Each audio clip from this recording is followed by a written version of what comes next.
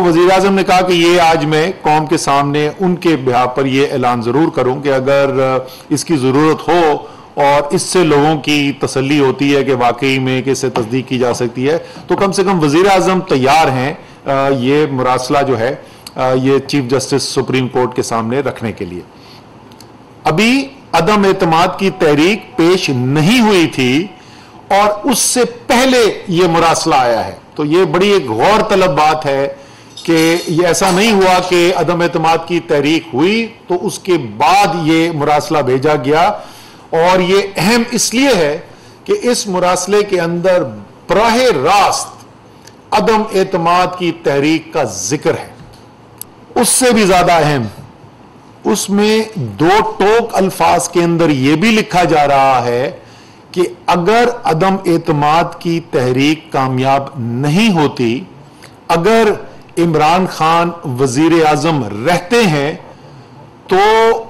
खौफनाक इसके नताइज आ सकते हैं। अब इसके अंदर किरदार कौन कौन है,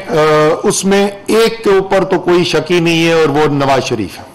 वो लंदन बैठे में वो बाहर मुलाकातें कर रहे हैं और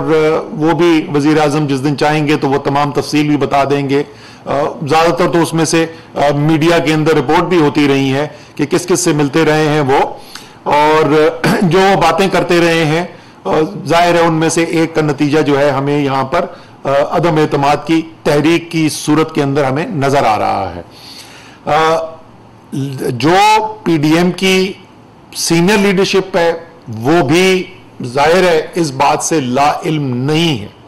वो जो कहते रहे हमारे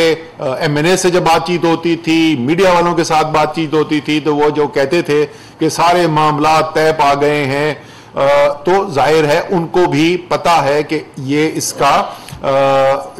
क्या ताल्लुक है इस मुरासले के अंदर जो लिखा हुआ है उससे अदम एतमाद तहरीक का।